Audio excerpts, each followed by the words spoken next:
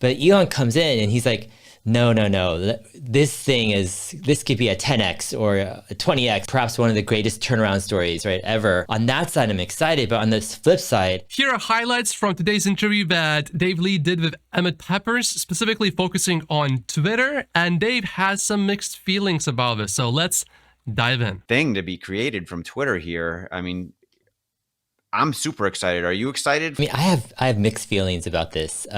So on one side, I see the potential. I see the amazing kind of progress, the ideas Elon has. I think he's on the right track. I mean, a lot of his thoughts on verification, on monetization for creators, on video.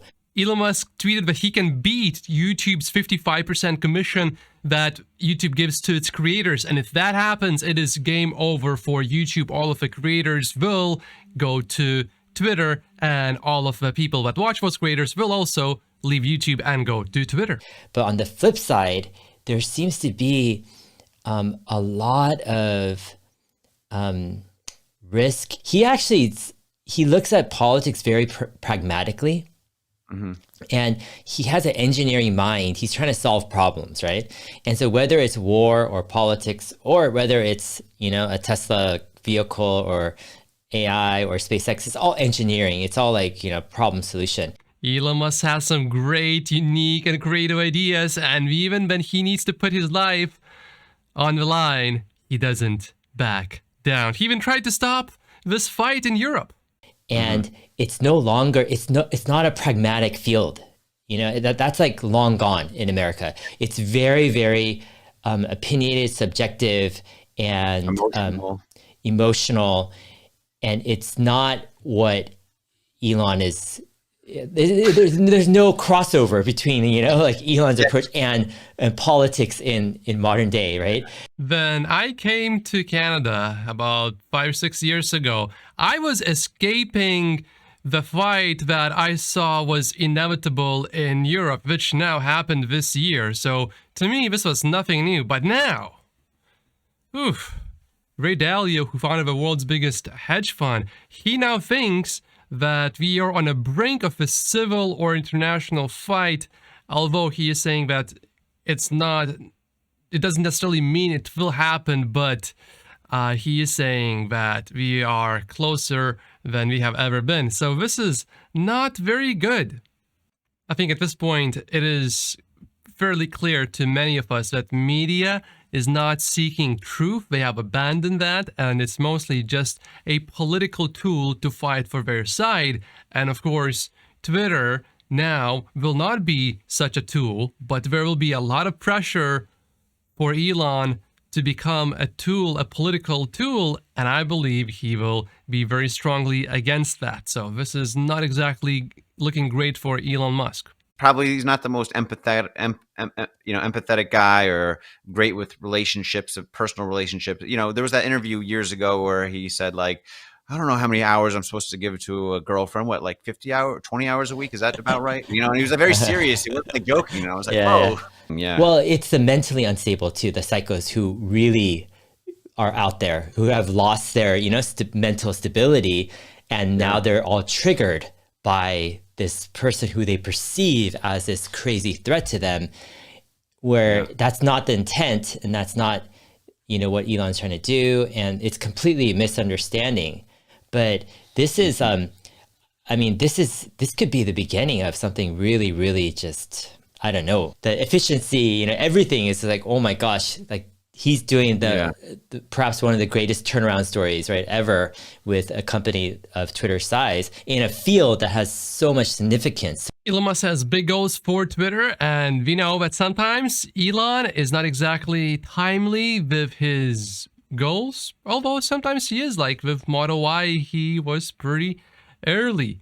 But here's a list of all of the things that we will see about the change. I'm excited about wine coming back. I remember that was a fun one to have. And then, of course, eventually we expect Twitter to go public again. We'll see if Elon is able to pull it off by 2026. And then, of course, if you haven't heard, there's also a potential change of Twitter's name right here, but that is scheduled for never.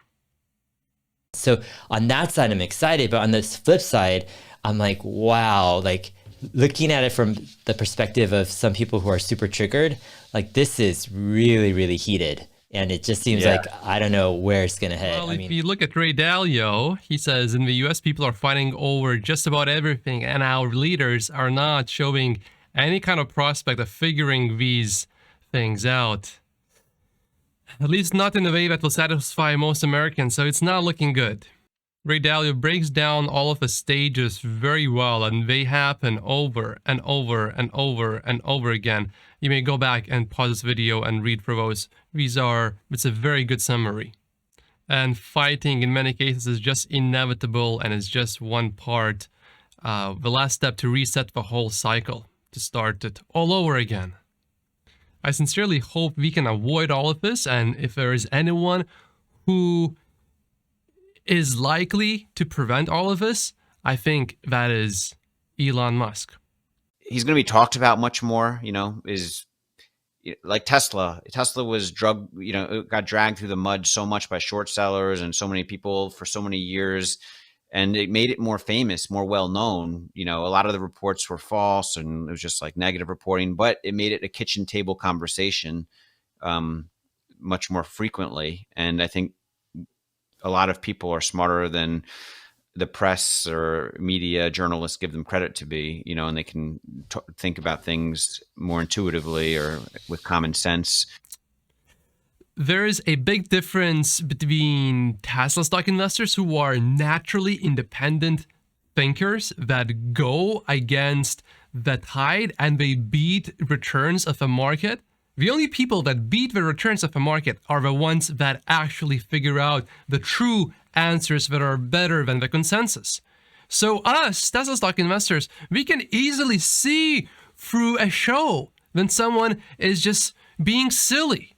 But for most people, they would believe what they would see every single day. So this is where I would have to disagree a little bit.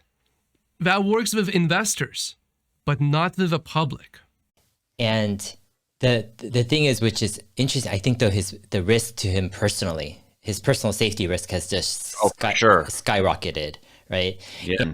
Exactly. Yeah. It's right when you thought like he's reached his limit. He it's more than a double down. It's like triple down or whatever. But if he comes out of this, and I think he will. I think the odds are for him. He'll come out of this. He'll be successful. It'll go down as one of the craziest turnaround stories. He'll leave a much bigger impact on society and history than he would have if he just did Tesla and SpaceX. I really think the chances are that Elon Musk will go down as one of the most important people in all of history.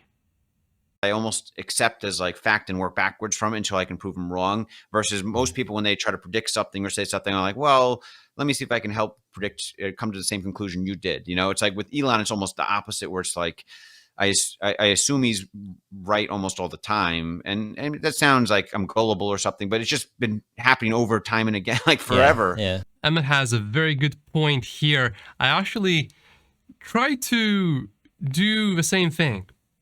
I am trying very hard to find a good reason why full self-driving will not happen, because I believe Tesla stock will 10x before the end of 2030 because FSD will happen, full self-driving will happen. What you see here is a model size in billions of parameters for AI models, and you can see that we are growing by 10 times per year. Now, if you can think of a really good reason why full self-driving is not happening, please leave a comment below. I am genuinely interested. So if you have something, I am really genuinely interested. Please leave a comment. But Elon Musk says there's a 100% chance full self-driving is happening, that it will be solved by Tesla. So I can't disprove him, so I would take that almost, not necessarily as a fact, but close to it. But Elon comes in and he's like, no, this could be a 10x or a 20x or something, much bigger. And this could be one of the most valuable companies in the world. And he completely like comes with a clean slate.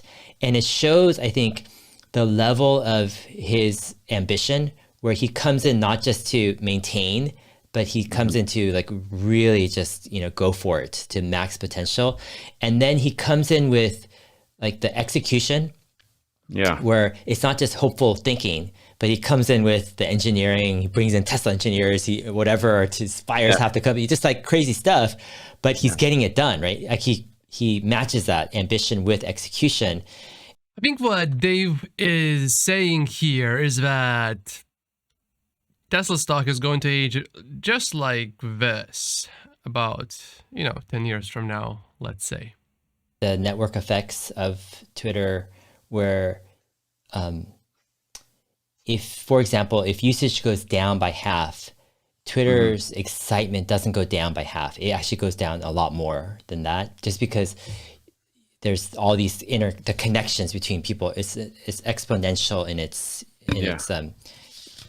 impact, the network effects. And so if Twitter actually grows double in size in terms of people or interactions, number of people tweet and reply, it doesn't get doubly interesting. Actually, is much greater than that, because of the relationship connections. And so that's going to be, I think, really fascinating, because if Elon really can pull off some of these things where Twitter, let's say he does pull off, it becomes the most accurate, whatever that means, place to get information. Let's say he pulls off creator, monetization, video, all this stuff, and usage increases, then Twitter is going to be like, it's going to be unrecognizable. We are about to witness a transformation of Twitter that our eyes will not believe. The most important thing that Twitter will do is add monetization, good monetization, where creators are actually able to make money. And then if Twitter also becomes the most accurate site in the world, whatever that means, or the most interesting place in the world, which is what Elon Musk basically wants to do, that is all going to bring changes that will be completely transformational, that we will look back to what we had before and we will be like, I do not recognize this transformation at all. These are 48 reasons why I only own Tesla stock in my stock portfolio. My name is Matt Postis, reporting to you from Vancouver City, Canada. I'll see you later today. Thank you so much for watching. Make sure to like the video and subscribe.